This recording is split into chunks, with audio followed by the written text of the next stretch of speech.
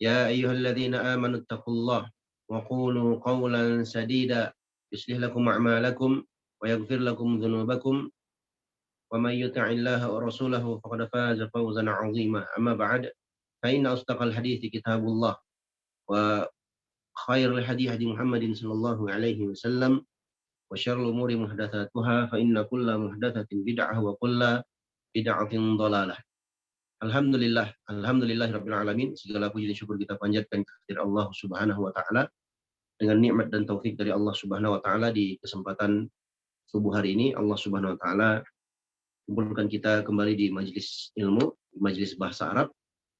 Mudah-mudahan majelis kita di subuh hari ini diberkahi oleh Allah Subhanahu wa taala dan menjadi sebab kita semua dimudahkan oleh Allah untuk masuk ke dalam surganya. Amin ya rabbal alamin. Nah, ikhwani wa akhwati fillah rahimani wa rahimakumullah. Nah, suaranya kedengaran? Jelas, Ustaz. Jelas. Nah, saya nggak pakai mic soalnya. Nah, ini kita online-nya pun pakai HP, jadi nggak pakai kamera canggih, jadi mohon dimaklumi. Nah, yang penting suaranya kedengaran jelas ya. Jelas, Ustaz. Baik. Ikhwani wa akhwati fillah rahimani wa rahimakumullah. Fa insyaallah mulai hari ini kita akan masuk ke dalam kitab Al-Ajurumiyah dalam pelajaran nahwu, yakni tata bahasa Arab.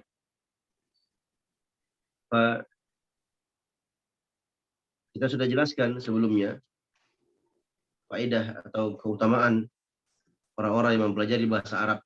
Kita ulangi sekali lagi. Ya, kenapa kita harus belajar bahasa Arab?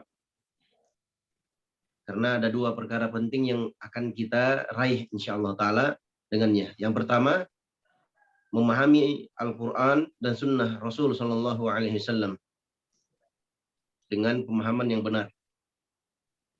Ya, karena kedua-duanya turun dengan bahasa Arab sebagaimana telah kita sebutkan sebelumnya. Yang kedua, untuk meluruskan lisan kita dari kesalahan-kesalahan dalam mengucapkan atau membaca lisanul Arab atau bahasa Arab. Nah, jadi kalau kita sudah belajar nahwu, ya, sudah belajar nahwu, nanti belajar sorof, insya Allah ta'ala kalam ucapan kita itu akan terjaga. Karena kita sudah tahu kaidah-kaidahnya. Umpamanya, ya, di situ antum lihat di screen-nya ada matannya. Antum perhatikan kalimat di atas, ya, tertulis mim, ta, nun, kemudian ada alif lam, kemudian alif harokat panjang, kemudian ada jim, ada ro, ada waw, ada mim, ya, ada ta marbutah, ada fa, ada ya, ada alif lam, nun, ha, waw. Itu antum bacanya gimana? Antum baca mitnu atau matnu atau matanu atau mitanu atau mutunu, mutuna, mutuni, mutuna, macam-macam. Ya. Nah, ini kalau kita tidak belajar bahasa Arab, tidak belajar tata bahasa, tidak belajar nahwu dan sorof, kita nggak bisa baca itu. Ya. Tapi kalau kita belajar, insya Allah bisa kita baca. Biidznillah. Ya. Baik. Sebelumnya kita minta salah satu peserta. Hari ini saya persilahkan kepada Al-Akh Zulkarnain sebagai admin, ya, mudah-mudahan jadi pahala jariah orang yang pertama baca matannya di program kita ini. Fadhal. Langsung qala al-musannif. Bismillah. Bismillahirrahmanirrahim. Qala al-musannifu rahimahullahu taala anwa'ul. Jadi, ikhwan, setiap kali baca kitab, ya, ini adab kita sebagai seorang penuntut ilmu, ya, kita sebutkan qala al-musannifu rahimahullah. Pengarang, ya, atau penulis rahimahullah mengatakan sekian dan sekian. Ya, karena bukan kita yang tulis kitab ini. Ya, bukan kita yang tulis. Jadi kita dalam rangka menghormati dan menjaga hak mereka, kita katakan qala al-musannifu rahimahullah, kita doakan mereka dengan kebaikan. Nah, lanjut. Anwa'ul kalami. Nah, Al-kalamu huwa al-lafdul murakkabu al-mufidu bil wad'i. lanjut. Wa aqsamuhu, Jangan berhenti kecuali saya suruh berhenti. wa aqsamuhu salasatun. Ismun wa fi'lun wa harfun ja'a li ma'nan. Wal ismu yu'rafu bil hafdi wa tanwini wa dukhulil alifi wal lami alaihi wa hurufil khafdi wa hiya min wa ila wa an wa ala wa fi wa ruba wal ba'u wal kafu wal lamu wa huruful qasami wa hiya al wawu wal ba'u wat ta'u. Nah, jazakallahu khairan. Baik, kembali dari ucapan pengarang rahimahullah taala, ditulis di situ matnu al-ajurrumiyah. Perhatikan, coba lihat di atas judulnya. Di atas. Nah, matnu al-ajurrumiyah fin nahwi. Nah, itu di kebanyakan cetakan seperti itu. Itu dari sanad yang kami dapatkan dari guru kami, Syekh Shalih Al-Utsaimin rahimahullahu taala, itu dibaca matnu al-ajurramiyah. Ajurram, ra-nya di fathah. Nah, bukan di dhammah. Ala kulli hal, ya, tidak masalah insyaallah. Tadi ini sebagai tambahan faedah saja. Baik. Qala al-musannifu rahimahullahu taala anwa'ul kalam, jenis-jenis kalam. Apa itu kalam, ikhwan?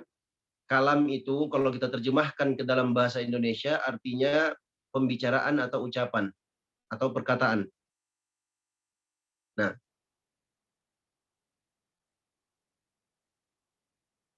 al-kalam, anwa'ul kalam yang dimaksud di sini adalah al-kalam, ya, al-kalam yang dimaksud dengannya adalah kalam menurut ahli nahwu, minan nahwiyin. Nah, kemudian beliau menjelaskan al-kalamu huwal lafdzul murakkabul mufidu bil wad'i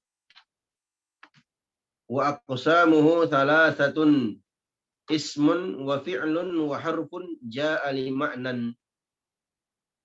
Al-kalam itu adalah huwal lafdzul murakkabul mufidu bil wad'i. Dia adalah lafaz, ya, yang al-murakkab, yang tersusun.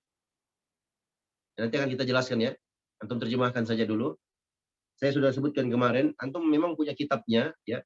Antum punya kitabnya, antum punya terjemahannya, tapi jangan jadikan alasan untuk antum tidak menulis. Antum tulis, ya. Kayak saya sebutkan kemarin, antum harus punya buku catatan. Al-lafzu al-murakkabu al-mufidu, yang memberikan faidah, bil wad'i, dengan peletakan. Nanti akan kita jelaskan apa yang dimaksud dengan peletakan. Nah, kalam itu, ikhwani wa akhwati fillah rahimani wa rahimakumullah, dalam bahasa Arab ternyata, ya, semua itu kalam itu dari Al-Qur'an atau hadis Nabi SAW, demikian pula dalam kitab-kitab yang ada, ya, al-kalam yang dimaksud dengannya adalah lafaz. Jadi dalam bahasa Arab, kalam atau perkataan itu, ya, atau ucapan itu harus terpenuhi 4 syarat. Harus terpenuhi 4 syarat. Syarat yang pertama, dia harus lafaz. Lafaz itu adalah suara yang keluar, yang tersusun dengan huruf hijaiyah. Itu dimaksud dengan lafaz di sini. Ini syarat yang pertama. Dia harus lafaz. Lafaz yang dimaksud di sini adalah suara yang keluar, ya, yang tersusun dari huruf hijaiyah. Antum tahu, ya, huruf hijaiyah? Alif, ba, ta, sa, jim, ha, kha, dal, zal, ra, zai, dan seterusnya sampai ya. Itu namanya huruf hijaiyah. Nah, yang belum hafal, ya, hafal sekarang. Nah, ya aib kalau seorang penuntut ilmu dia tidak hafal huruf hijaiyah. Huruf-huruf Latin dia hafal. A, B, C, D, dan seterusnya. Atau bahasa Inggrisnya A, B, C, D, E, F, G, H, dan seterusnya. Kalau bahasa Inggris dia hafal. Kalau huruf-huruf Latin hafal. Kalau huruf hijaiyah nggak hafal. Ini musibah. Nah, jadi harus dihafal itu. Itu lafaz. Syarat yang kedua adalah al-murakkabu. Al-murakkabu. Murakkab itu artinya tersusun. Minimal tersusun dari 2 kata. Minimal tersusun dari 2 kata. Nah,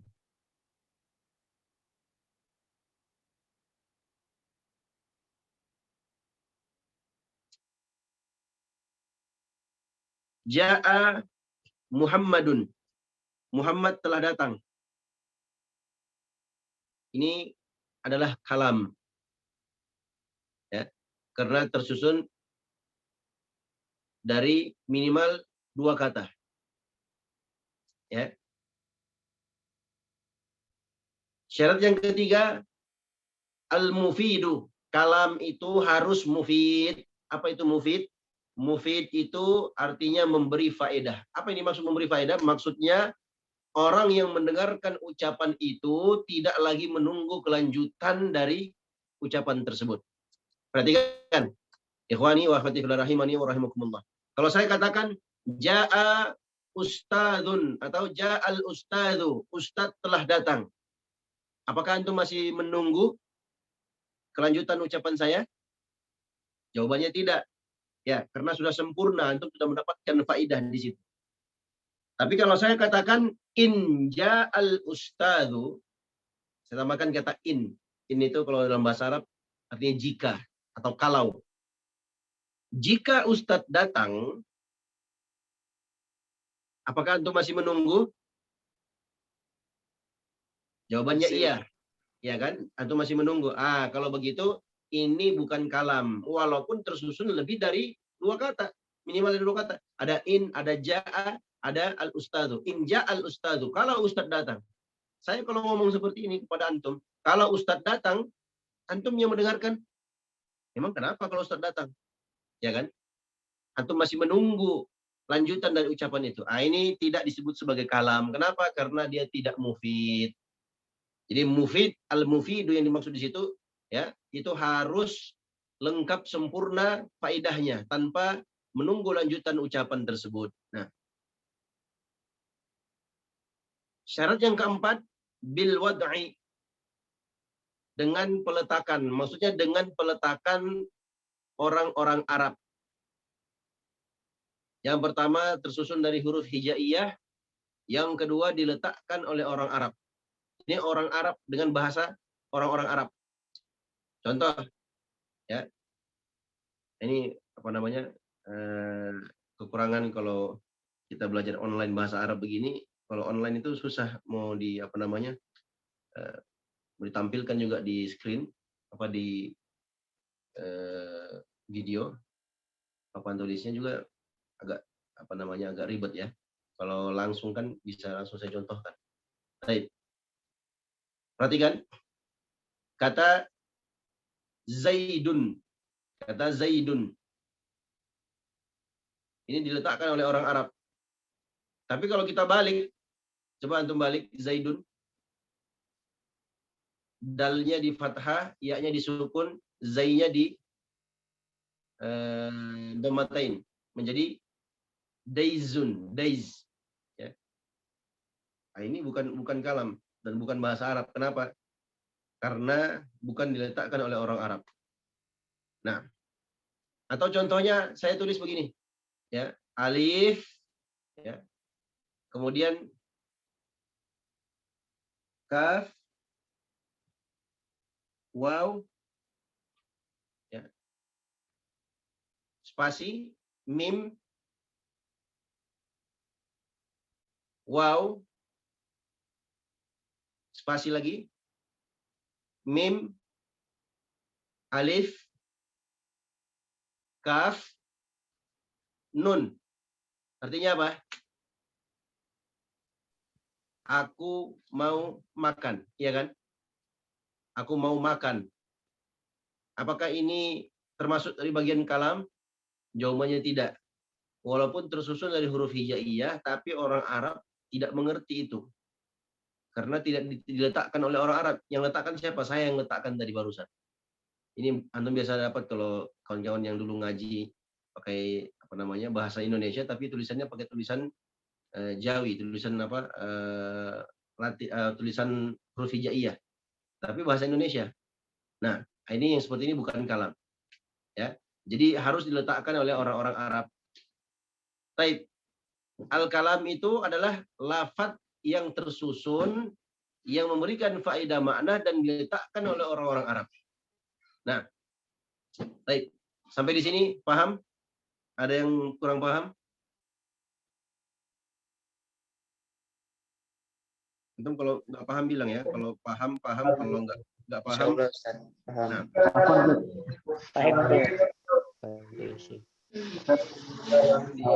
Jadi untuk syarat kalam itu ada 4 ya.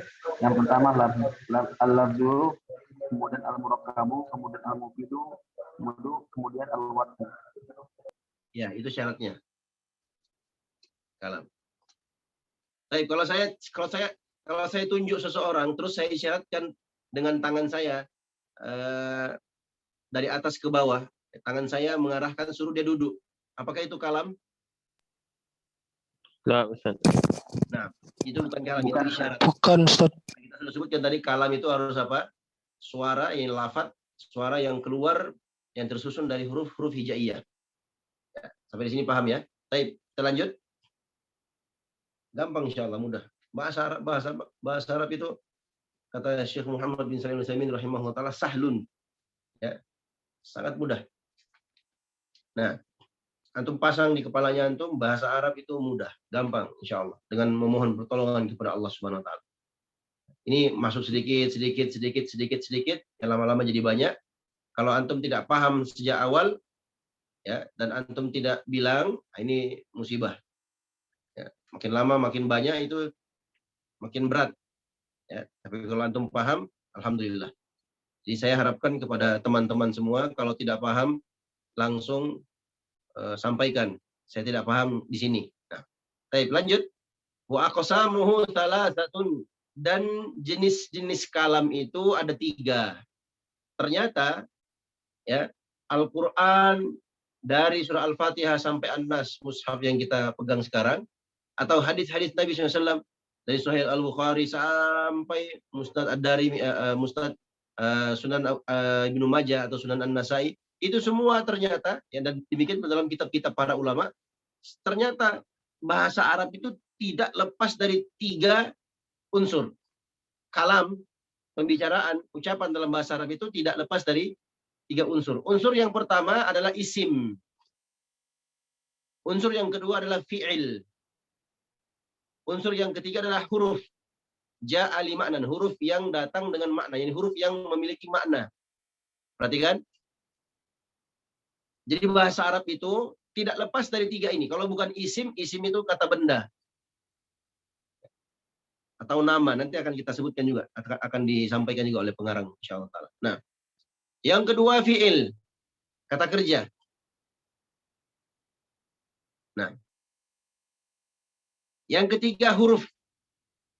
Huruf ini yang dimaksud di situ adalah huruf yang datang memiliki makna. Karena ada juga huruf yang nggak punya makna. Contohnya ya, atau sa, atau qaf. Huruf-huruf hijaiyah. Yang mendatangkan satu-satu hurufnya itu nggak ada maknanya. Ya. Nah, yang dimaksud dengan huruf di sini adalah huruf yang memiliki makna. Baik, ini akan kita jelaskan ya nanti isim, definisi isim, kemudian definisi fiil dan seterusnya. Jadi bahasa Arab itu, ikhwani wa akhwati fillah rahimani wa rahimakumullah, ucapan atau perkataan dalam bahasa Arab itu tidak lepas dari 3 perkara ini. Kalau antum baca kitab satu lembar itu, ya, itu nggak lepas. Kalau bukan isim pasti ada fiil. Kalau bukan fiil pasti isim atau pasti huruf. Ya, tidak lepas dari 3 perkara ini, 3 unsur ini. Nah, baik. Apa dalilnya? Nah, kalau antum ditanya bahasa Arab itu, kalam dalam bahasa Arab itu tidak lepas dari 3. Kalau bukan isim, fiil. Kalau bukan isim atau fiil pasti huruf yang memiliki makna. Antum ditanya apa dalilnya? Dalilnya adalah at-tatabbu'u wal istiqra. At-tatabbu'u wal istiqra. Ditulis ya. Besok-besok saya kasih ujian. Nah, ucapan atau kalam dalam bahasa Arab itu tidak lepas dari 3. Ya. Apa dalilnya? Atau bawakan dalilnya. Dalilnya saya sebutkan tadi, dalil akli. At-tatabbu' wal istiqra. Jangan antum bawakan ayat, jangan bawakan hadis. Enggak nyambung nanti. Ya, at-tatabbu' wal istiqra. At-tatabbu' artinya menelusuri, penelusuran. Al-istiqra hasil bacaan. Ini bacaan. Nah, kalau kita mau sederhanakan bahasanya, hasil penelitian dan bacaan para ulama, ternyata ya kesimpulannya ini. Kalam itu tidak lepas dari apa? Dari 3 unsur ini. Nah, inilah juga yang disebut oleh para ulama tentang aqsamut tauhid. Ya, ketika para ulama mengatakan tauhid itu terbagi menjadi 3, yaitu tauhid rububiyah, tauhid uluhiyah, dan tauhid asma wa sifat.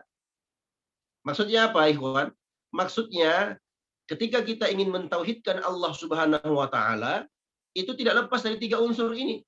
Kita tauhidkan Allah dari sisi rububiyah, kita tauhidkan Allah dari sisi uluhiyah, dan kita tauhidkan Allah dari sisi al-asma wa sifat. Ya. Apa dalilnya? Itu tadi. At-tatabbu'u wal istiqra. Ternyata setelah diteliti, ditelusuri, apa namanya? Dibaca, diteliti oleh para ulama, ternyata ya ketika kita ingin mentauhidkan Allah tidak lepas dari 3 unsur tadi. Ya. Harus melewati atau melalui 3 unsur itu tadi. Dari 3 tinjauan tadi. Dari sisi tauhid uluhiyah, tauhid rububiyah, dan tauhid al-asma wa sifat. Nah, jadi kalau kita sudah jawab dalilnya apa? Tatabbu' wal istiqra, itu sudah selesai. Jadi nggak perlu tanya lagi, apa dalilnya antum tatabbu' wal istiqra? Ini kalau dia tanya lagi dalilnya berarti dia jahil, dia tidak pernah belajar. Ya, inilah yang biasa dilakukan oleh ahlul bid'ah di zaman kita sekarang. Mereka bilang pembagian tauhid menjadi 3 itu adalah bid'ahnya Ibnu Taimiyah dan segala macamnya. Padahal bukan beliau yang pertama kali bawakan itu. Sudah ada ulama-ulama sebelumnya. Ya.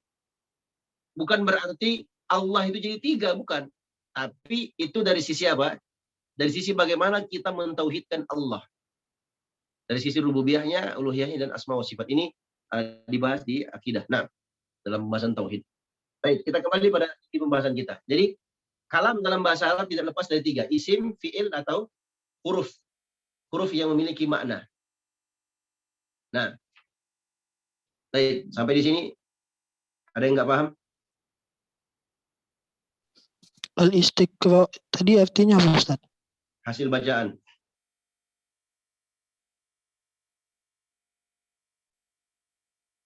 Ada lagi yang nggak paham? Anifan, jadi yang tentang perkataan ulama itu at-tatabbu'u wal istiqra atau gitu. Apa? At-tatabbu'u wal istiqra. Ya. Kenapa? Itu pakai to pakai tan? Apa? Pakai to atau pakai tan? At-tatabbu'u. At-tatabbu' pakai tak, akhi. Pakai tak. Nanti kita share di grup ya. At-tatabbu'u wal istiqra. Nah. Baik, masih ada yang lain?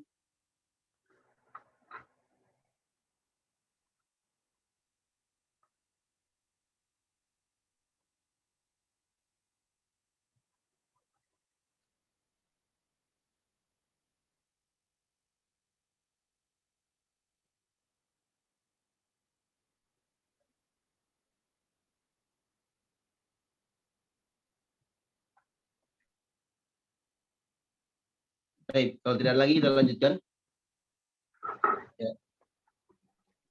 Ini biar kita paham matanya ya, nanti rinciannya antum bisa tanyakan di grup insyaallah taala. Nanti kita akan buka tanya jawab di waktu tertentu yang kita akan sepakati, yang akan ditentukan oleh admin insyaallah taala. Nah, jadi antum jangan heran loh, kok Ustadz nggak jelaskan apa itu isim, ya. Kemudian jenis-jenis isim. Nah, ada ismul khalis, ismul fi'il, ya. Isim marro dan segala macam itu nanti belakangan. Yang jelas antum tahu dulu apa itu isim. Jadi isim itu adalah kata benda atau yang semisal dengannya. Nah, yang tidak ada kaitannya dengan waktu. Kalau fi'il adalah kata kerja. Kata kerja ini terkait dengan waktu. Fi'il terbagi menjadi 3. Ada kata kerja atau fi'il madhi, kata kerja lampau. Ada fi'il mudhari, kata kerja yang sedang atau akan datang. Nah, dan yang ketiga adalah fi'il amr, kata kerja perintah. Nah, sedangkan huruf terbagi menjadi 2. Ada huruf yang tidak memiliki makna, itu huruf-huruf hijaiyah tadi. Dan ada huruf yang memiliki makna. Itulah yang nanti akan disebutkan oleh pengarang satu persatu insyaallah ta'ala. Nah, baik, kita lihat isim. Isim ini adalah kata yang menunjukkan tentang satu nama dan tidak terkait dengan waktu. Contohnya kitabun, baitun, nah, qalamun, dan seterusnya. Sedangkan fi'il itu adalah kata kerja yang terkait dengan waktu. Ada kaitannya dengan waktu. Waktu lampau disebut dengan istilah fi'il madhi. Waktu yang sedang atau akan datang disebut dengan istilah fi'il mudhari. Yang ketiga adalah waktu yang akan datang tapi mereka sebut dengan istilah kata kerja atau fi'il amr. Fi'il amr. Masuk dalam fi'il amr ini fi'il nahi. Kata kerja larangan. Jadi ada 3. Jadi ada fi'il madhi, fi'il mudhari, dan fi'il amr alias atau fi'il nahi. Fi'il amr itu artinya kata kerja perintah. Kalau nahi kata kerja larangan. Akan datang nanti insyaallah taala rinciannya. Yang jelas, ikhwani wa akhwati fillah rahimani wa rahimakumullah, sebagian para ulama mereka hanya menyebutkan isim fi'il madhi dan fi'il mudhari saja. Ya. Kenapa? Karena fi'il amr atau fi'il nahi ya, itu berasal dari fi'il mudhari. Akan datang nanti insyaallah taala. Nah, kemudian yang ketiga adalah huruf. Huruf yang datang memiliki makna. Ini huruf yang ada maknanya. Kita sebutkan tadi huruf terbagi menjadi 2 ya. Ada huruf yang tidak memiliki makna, ada huruf yang memiliki makna. Baik. Selesai aqsamul kalam. Nah, sekarang bagaimana caranya antum bisa membedakan mana Ustadz, mana isim, mana fi'il, mana huruf? Ya. Nggak lepas dari 3. Kalau bukan isim, pasti fi'il. Kalau nggak isim, nggak fi'il, pasti huruf. Nah, yang menjadi pertanyaan sekarang, bagaimana caranya antum membedakan mana isim, mana fi'il, mana huruf? Nah, cara membedakannya, ikhwani wa akhwati fillah rahimani wa rahimakumullah, adalah dengan melihat tanda-tandanya. Nah, makanya kita sekarang masuk pada tanda-tandanya. Dan ini antum harus hafal, tidak boleh tidak. Antum harus hafal, tidak boleh tidak. Nah, kita lanjutkan. Kata pengarang rahimahullah ta'ala, fal ismu yu'rafu.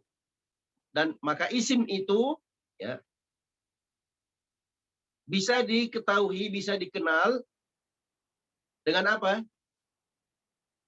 Yang pertama bil khafdi. Ini 1. Yang kedua wat tanwini, 2. Wa dukhulil alifi wal lami alaihi. Dalam sebagian matan yang kami hafalkan enggak ada kata alaihi, itu enggak ada ya. Wa dukhulil alifi wal lami wa hurufil khafdi langsung. Enggak ada kata alaihi, tapi di sini ada alaihinya. Yang kami hafalkan dulu enggak ada alaihinya. Nah, baik. Yang ketiga adalah kemasukan alif dan lam padanya, ini pada isim tadi. Ya. Yang kelima, nggak ada ya di situ ya. Saya akan tambahkan saja. Yang kelima adalah al-isnadu ilaihi, penyandaran kepadanya. Antum tambahkan saja di situ. al-isnadu ilaihi. Kalau antum nggak bisa tulis pakai bahasa Indonesia, ya udah antum tulis pakai huruf Latin saja. Al-isnadu. A, kemudian L, ya, kemudian I, kemudian S, kemudian nun, bukan nun, N, ya, kemudian A, kemudian D, U, al-isnadu ilaihi. Antum tulis saja begitu. Nah, jadi ada 5. Yang pertama al-khafdu. Al-khafdu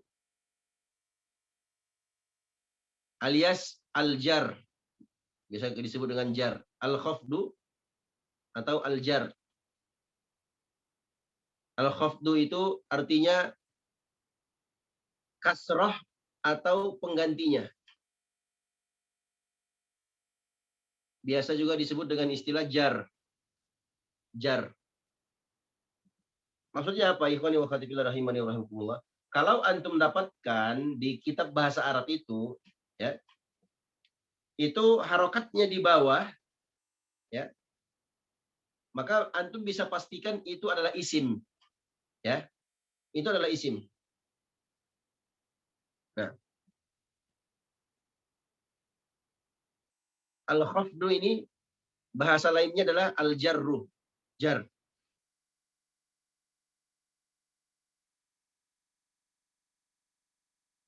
Nah, kemudian wat tanwin, ini yang kedua. Tanda yang kedua adalah tanwin.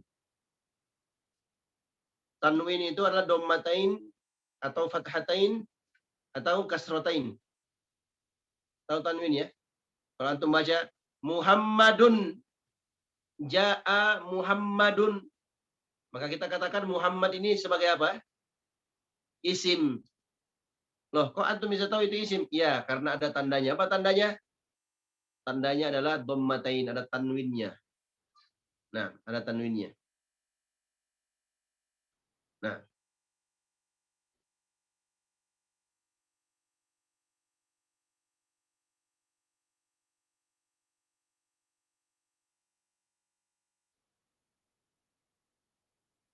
baik. Tanda yang ketiga, dukhulil alifi wal lami alaihi. Kemasukan alif dan lam padanya. Jadi kalau antum lihat ada alif lam, ya, di depannya, berarti itu adalah isim. Nah, itu adalah isim.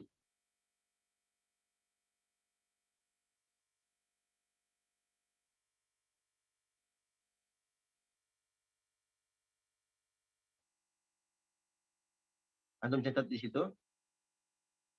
Tanwin dan alif dan lam itu tidak akan bertemu selama-lamanya.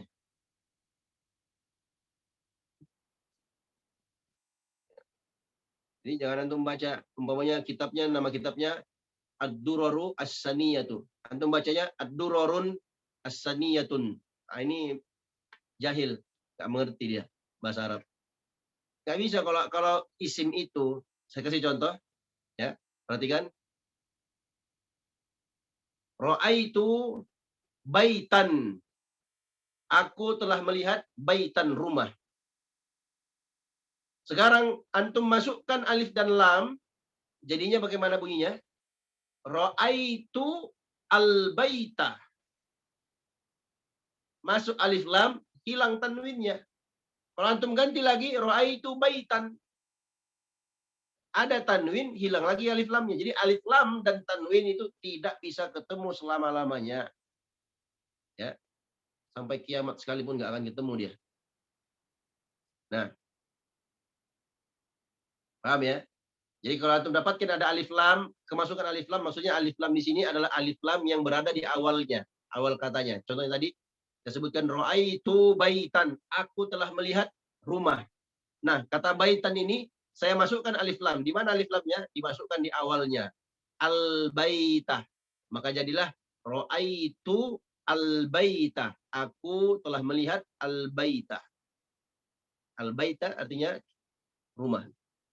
Nah, antum jangan tanya dulu kenapa kok Ustadz dibaca baitan, kenapa nggak dibaca baitun, kenapa nggak dibaca baitin, itu nanti akan datang nanti insyaallah taala di pembahasannya. Nah, di sini kita hanya ingin menjelaskan kepada antum bahwasanya tanwin itu tidak bisa ketemu dengan apa? Tidak bisa ketemu dengan alif dan lam. Berikutnya wa hurufil khafdi, dan huruf-huruf khafat. Nah, artinya apa? Kemasukan huruf khafat. Ya. Ini kita sudah sebutkan ya, khafat itu kemasukan huruf khafat, maksudnya huruf jar. Khafat itu al-khafdu, atau al-khafat itu adalah istilahnya kufiyun. Kalau jar itu istilahnya basriyun. Karena kita ikuti apa namanya, pengarang mengikuti mazhabnya kufiyun, ya, makanya beliau sebutin huruful khafat. Beliau nggak sebutkan huruful jar. Nah, kalau huruful jar itu istilahnya penduduk Basrah, Basriyun. Sudah kita jelaskan ya kemarin, kisahnya siapa tadi? Kisahnya Sibawaih dan kisahnya Al-Kisai. Sibawaih dan Kisai. Kalau kedua-duanya ini imam besar dalam ilmu nahu. Kalau Sibawaih itu imamnya dalam mazhabnya Basrah, Basriyun. Kalau Al-Kisai imam nahunya di mana? Di Kufah. Basrah dan Kufah sama-sama di Irak. Nah, baik. Dan kemasukan huruf khafat. Ada berapa tanda itu? Ada 5. Ya. Al-khafdu, at-tanwin, dukhul alif wal lam, wa huruful khafdi, dan yang terakhir tadi apa? Al-isnadu ilaihi, ada 5. Nah, ada 5. Khafat, tanwin, dukhul alif wal lam, wa huruful khafdi, ya. Kemudian yang kelima adalah al-isnadu ilaihi. Apa bedanya tadi al-khafdu yang di atas sama yang huruful khafdi? Kalau al-khafdu isimnya yang dibaca khafat, dibaca majrur. Perhatikan ikhwan. Wa akhwati fillah rahimani wa rahimakumullah. Kalau saya katakan contohnya marartu bil baiti. Aku melewati rumah. Perhatikan kata bil baiti, ya, bil baiti. Kita katakan al baiti di sini ini adalah isim. Kenapa? Apa tandanya? Tandanya ada alif lam. Kemudian dibaca al-baiti. Khafat, dibaca khafat. Kemudian ada kemasukan huruful khafat, huruful jar. Itu ba, bi, bil baiti. Jadi ada 3 tandanya sekaligus. Paham ya? Nah, huruful khafat itu wahya, dia adalah min. Min artinya dari. Wa ila. Ya. Ila artinya ke atau kepada. Bisa juga berarti menuju. Nah, tergantung nanti konteks kalimatnya. Tapi antum terimakan saja min dari, ila, ke, wa an.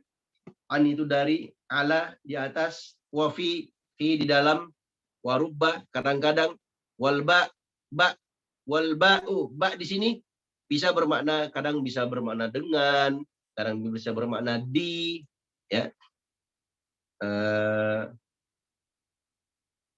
Kadang bisa kita terjemahkan bersama, ya, tergantung nanti konteks kalimatnya.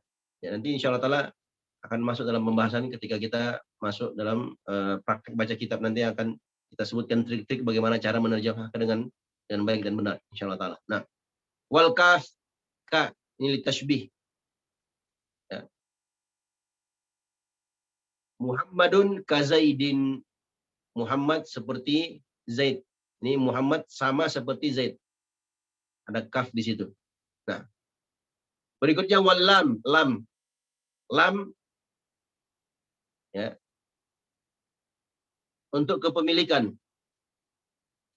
Kalau kaf tadi litashbih untuk penyerupaan. Kalau lam kepemilikan. Al-baitu li Muhammadin. Rumah itu adalah miliknya Muhammad. Al-baitu li Muhammadin. Rumah itu miliknya Muhammad. Nah, wa huruful qasami, dan huruf-huruf qasam. Ini huruf-huruf sumpah. Ikhwan, huruf-huruf sumpah itu apa? Huruf yang dipakai untuk bersumpah. Nah, ternyata dia masuk juga dalam kategori huruf jar. Jadi kalau untuk dapatkan huruf sumpah, ya, Isim setelahnya itu pasti majrur atau pasti makhfud, khafat. Contohnya wahia, dia adalah al-waw wal ba wat ta. Ini semua huruf sumpah. Waw, ba dan ta. Contoh, saya bersumpah wallahi. Artinya apa? Demi Allah. Perhatikan lafaz Allah itu isim, ya. Kemasukan huruf jar, kemasukan huruf qasam, huruf sumpah, maka jadilah apa? Wallahi. Ya, artinya apa? Demi Allah.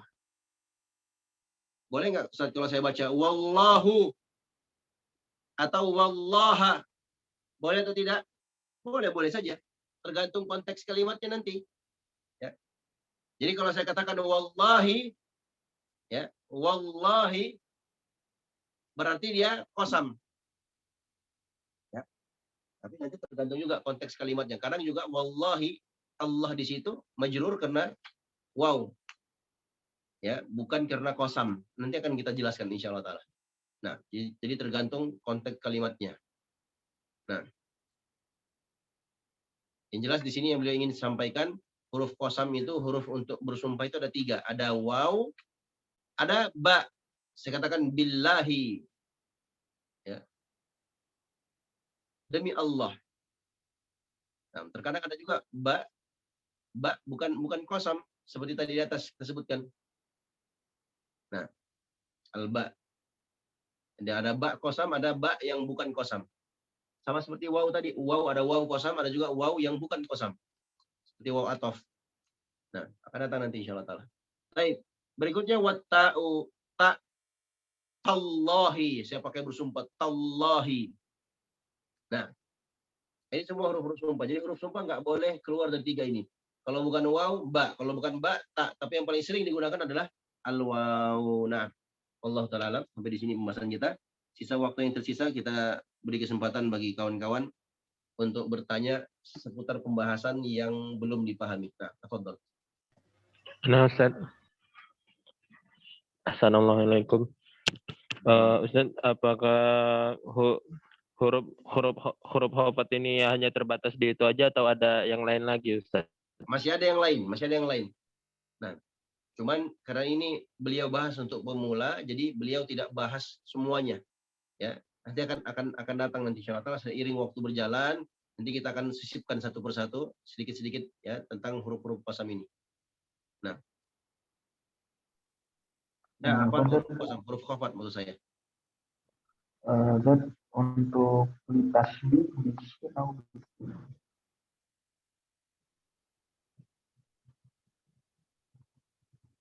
Apa Zat? Ini masih ada ini ya ikhwan wa akhwati fillah rahimani wa rahimakumullah. Itu masih banyak rincian-rinciannya ya. Maksud arti-arti dari huruful khafat dan segala macamnya itu ada rincian-rinciannya. Sengaja saya tidak sampaikan. Kenapa? Karena saya ingin antum paham dulu secara global matan ini. Ya.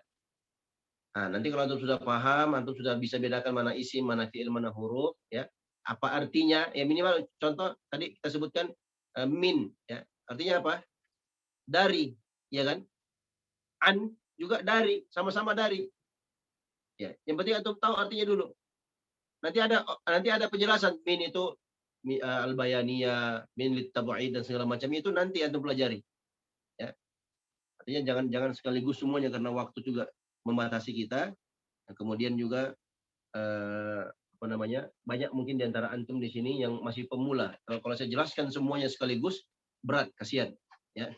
Saya yakin insya Allah ada sebagian teman-teman di sini yang memang mungkin sudah pernah belajar sebelumnya, atau mungkin bahkan ada santri di sini, ya sudah pernah belajar sebelumnya. Dia sudah punya informasi tentang itu.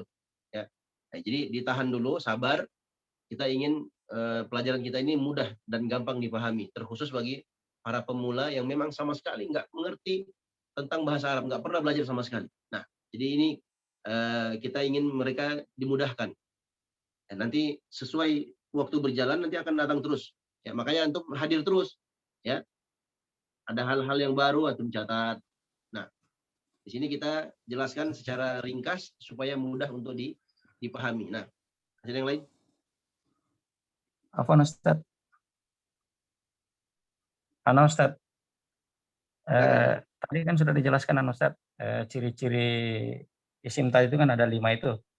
Khafat, tanwin, kemasukan al dan huruf jar. Yang kelima al-isnadu ilaihi Ustaz. Mohon penjelasannya lagi Al-isnadu Ustaz, ilaihi. contoh contohnya. Al-isnadu ilaihi adalah penyandaran kepadanya. Antum catat saja dulu, nanti antum catat Ya, saja contohnya dulu Ustaz. nanti. Ya.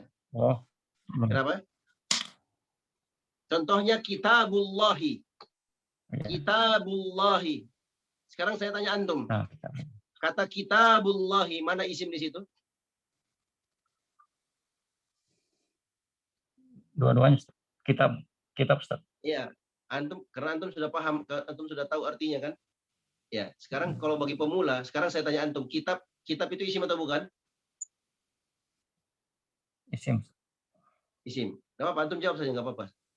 Isim. Baik, sekarang saya tanya antum, kitab itu di situ apa tandanya? Coba antum cari. Ada enggak? Enggak masuk dia Ustaz. Dia ya. Nah, enggak ada kan? Contoh Ada khafat, ya, enggak khafat ya, isnadu dibaca dhammah. Tanwin enggak juga. Dukhul alif wal lam, kemasukan alif dan lam, enggak ada juga di situ.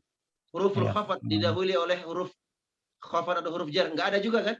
Nanti antum bingung nanti. Nah, ini terus ini kitab ini kita katakan dia isim, sedangkan Ustadz bilang harus ada tandanya. Nah, sekarang tandanya apa? Enggak ada di situ. Nah, tandanya adalah al-isnadu ilaihi yang disandarkan kepadanya atau di penyandaran. Nah, jazakumullah khairan. Ana lagi Ustaz. Nah, betul. Tadi disebutkan an dan min itu kan artinya sama dari Ustaz. Apakah ada bedanya Ustaz? Barakallahu fikum.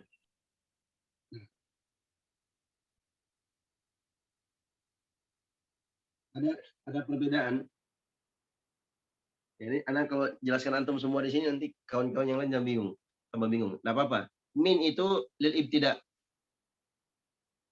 Nah, memulai. Contohnya sirtu minal baiti ilal madrasati. Aku berjalan dari rumah menuju ke sekolah. Ya. Aku berjalan minal baiti, dari rumah ke sekolah. Contoh yang lain. Romaitu sahma anil qausi. Aku lemparkan anak panah dari busur. Perhatikan antara kata minal baiti dan kata anil qausi. An di sini, min di sini artinya lil ibtida. Kalau an di sini artinya lil mujawazah. Mujawazah itu artinya apa ya? Melewati, yang melewati. Nah, jadi aku melemparkan busur anil qausi, dari anak panah. Ini melewati anak panah. Nah, itu diantara perbedaan antara an dan min. Nah, masih ada yang lainnya. Tapi tidak usah kita terlalu mendalam ke situ. Nanti ya, min litab'id. Nah, ada macam-macam penjelasannya, tapi saya sengaja untuk tidak merinci karena banyak kawan-kawan di sini yang mungkin baru pertama. Dia juga baru tahu apa itu min, apa nanti ada istilah-istilah marfu, mansub, majrur. Kasihan kalau kita melebar kemana-mana, sebagian teman-teman kurang paham nantinya. Nah, Ustaz, boleh tanya? Ustaz, tadi disebutkan bahwa huruful al-khafdi itu adalah perkataan orang Basra, Ustaz, yang disebutkan kemarin adalah dari Sibawayh. kenapa? Bahwa kalau khafdi itu dari Basra, yaitu Sibawayh. Kalau yang menyebut jar itu dari Kufah, Kufi. Itu siapa Ustaz? Ustaz sebutkan tadi. Terbalik, akhi. Oh, kebalik. Antum terbalik. Kalau khafat itu istilahnya orang-orang Kufiyun. Kufiyun itu ya orang-orang yang tinggal di Kufah. Saya sudah sebutkan kemarin bahwasanya di zaman dulu di Irak itu ada 2 kubu besar. Kubu besar ini sama-sama ahli dalam nahwu. Saya sudah sebutkan ya kemarin kisahnya Al-Kisai dan kisahnya siapa? Sibawai. Ya, yang kisah apa itu? Apa namanya? Kuntu zonantu annal aqraba asyaddu las'atan minaz zumburi fa idza huwa hiya. Nah, itu kan ada perbedaan bacaan. Kalau Basriyun itu tokohnya dulu adalah Sibawai. Nah, ya, Sibawai mengatakan itu wajib rofa. Rofa itu marfu, nanti akan datang insyaallah pelajarannya. Ya. Tokohnya pokoknya Basriyun itu tokohnya Sibawai.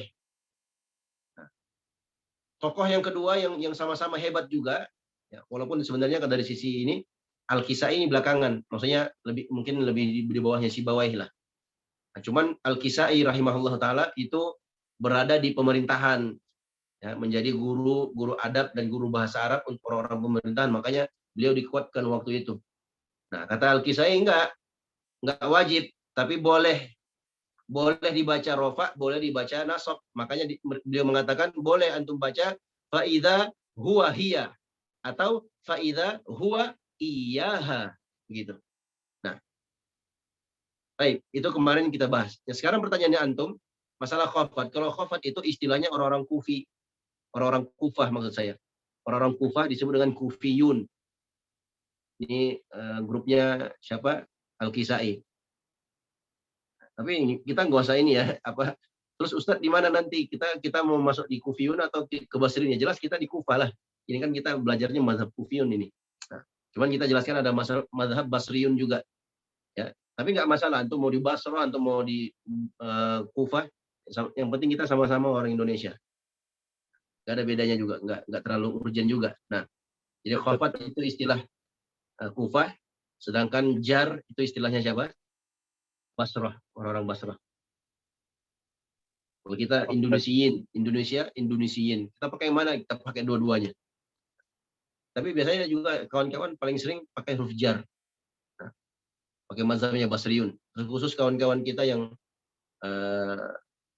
di pesantren-pesantren modern seperti kawan-kawan di NU itu, biasanya mereka pakai sebutkan jar. Tapi ada juga tidak sedikit juga saya dengarkan mereka sebut dengan huruf khafat. Karena yang dipelajari sama-sama. Matan Jurumiyah, mereka belajar Matan Jurumiyah, kita pun belajar Matan Jurumiyah. Mereka hafal Alfiyah bin Malik, kita pun hafal Alfiyah bin Malik. Nah, baik. Yang lain?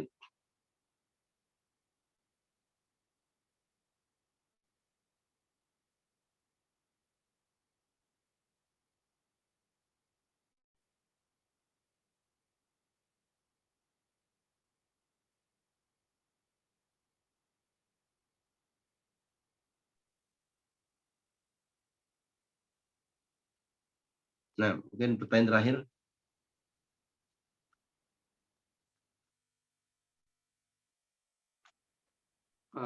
Tidak ada, Sat. Di chat juga nggak ada, Sat.